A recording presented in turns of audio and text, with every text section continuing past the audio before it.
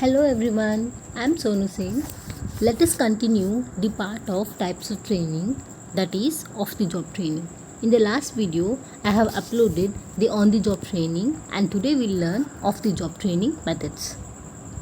Off the job training means off the job training is conducted in a location especially designated for the training. It may be near the workplace or away from the work at a special training center or a resort.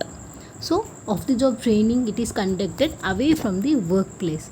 There is a special training center for the off the job training. Whereas in on the job training, what we would do, they would give training in the workplace only, where they are doing the job. So of the job training में job place से दूर उनको training दी जाती है, अलग से centre बना दिए जाते हैं उनको ट्रेनिंग देने के लिए. Conducting training away from work place minimise distraction and allows trainees to devote their full attention to the material being taught. So off the job training अलग देने की क्या मतलब उद्देश्य है यहाँ पे, वहाँ पे minimise distraction and allows trainees to devote their full attention.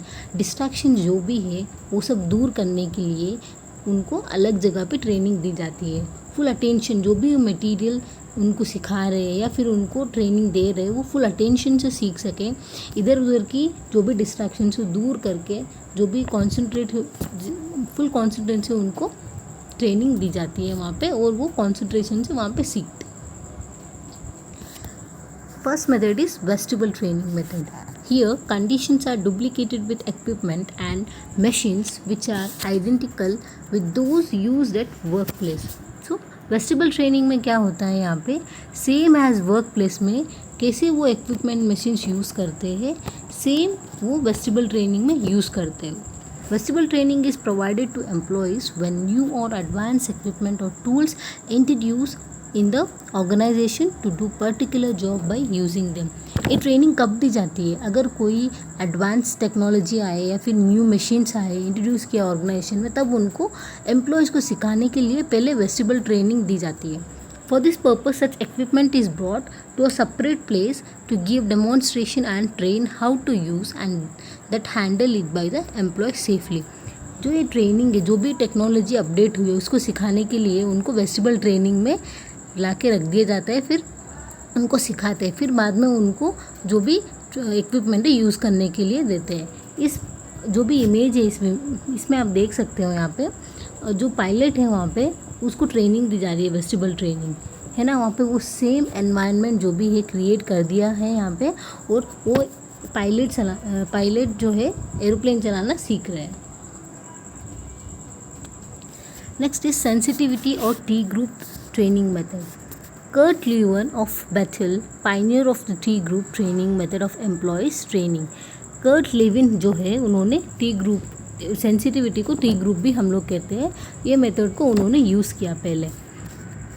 This training is about making people understand about themselves and others reasonably, which is done by developing in them socially sensitivity and behavioral flexibility.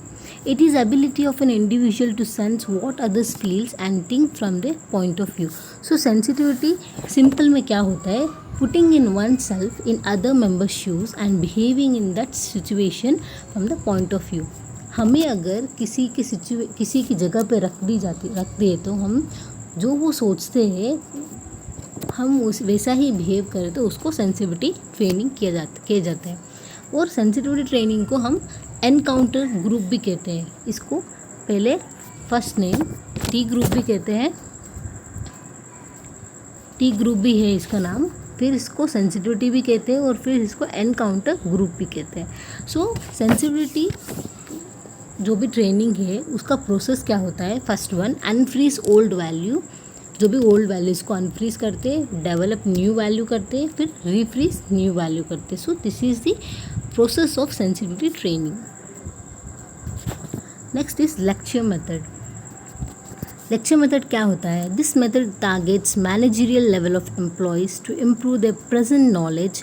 This approach is well adopted to convey specific information, rules, procedure और methods. This method is used to train white collar or managerial levels employees. So lecture method एक सबसे traditional method है. This method targets managerial level, जो भी मतलब managerial level में होता है, टॉप लेवल मैनेजमेंट में जो भी एम्प्लॉयज़ है उनको लेक्चर मेथड की ट्रेनिंग दी जाती है. ये लोग कोई भी रूल्स प्रोसीजर मेथड को अडॉप्ट करने के लिए, सिखाने के लिए उनको ये ट्रेनिंग दी जाती है. This method is use for managerial employees. So lecture method में क्या होता है, एक वर्बल ट्रेनिंग है और लार्ज ऑडियंस को कवर किया जाता है. इसमें क्या होता है, मोटिवेट एंड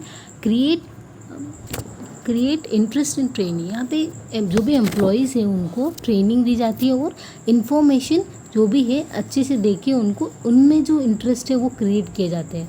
और स्पीकर जो है यहाँ पे जो ट्रेनर है, जो ट्रेनीज़ को जो ट्रेनिंग दे रहा है, उस ट्रेनर को डेप्थ नॉलेज होना बहुत ज़रूरी है. अगर उसके पास डेप्थ नॉलेज नहीं हो तो उसको वहाँ पे दिक्कत हो सकती है. ट्रेनीज़ को वो बराबर से ट्रेनिंग नहीं दे सकता अगर उनके पास सब्जेक्ट नॉलेज नहीं हो तो. सो लेक्चर मेथड में क्या होता है, यहाँ पे जो ट्रेनर है उनके पास डेप्थ नॉलेज होती है, अच्छे से अंडरस्टैंडिंग होनी चाहिए, तभी वो एक ट्रेनी को ट्रेनिंग दे सकता है ना. Next is role playing method. So role playing method, each trainee takes a role of a person affected by an issue or studies the impact of the issue, all human life and or the effects of human activities on the world around us from the perspective of that person. It emphasizes the real world side of science and challenges students to deal with complex problems with no single right answer and to use variety of skills beyond this those employed in a typical research project. So role playing method क्या होता है, यहाँ पे very easy. Role playing में आपने देखा होगा, हम बचपन में स्कूल के टाइम पे क्या होता था, हम लोग वहाँ पे फैंसी ड्रेस कंपटीशन में डॉक्टर बन के जाते थे, टीचर बन के जाते थे, है ना. सो वहाँ पे क्या होता था, एक दिन के लिए हम जो भी डॉक्टर्स, टीचर्स, नर्स, उनका रोल हम निभाते थे, है ना. तो सेम वैसा ही यहाँ पे मैनेजमेंट में ट्रेनिंग, जो भी ऑफ द जॉब ट्रेनिंग है उनको ट्रेनिंग दी जाती है. रोल प्लेइंग एक रोल दिया जाता है कि तुम अगर आपको इस पोजीशन में हम रख देते तो आप लोग कैसा बिहेव करोगे, आपकी ड्यूटीज़ का क्या होगी, आपकी रिस्पॉन्सिबिलिटीज़ क्या होगी. तो ऐसे उनको ट्रेनिंग देते हैं और उनको जो भी उनके अंदर इंटरेस्ट है, जैसे अगर कोई मैनेजर बनने के लायक हो तो उनको रोल देने के बाद हमें पता चलता है कि भाई कि मैनेजर के लायक है और he has the ability to be a manager. तो उनको उस पोजीशन में फिर उनको ट्रेनिंग देकर अच्छे से उनको उस जॉब में रख दिया जाता है. Next is case study. What is case study? Case studies are complex examples with given an insight into context of a problem as well as illustrating the main point. Case studies are trainee-centered activities based on topics that demonstrate theoretical concept in an applied setting.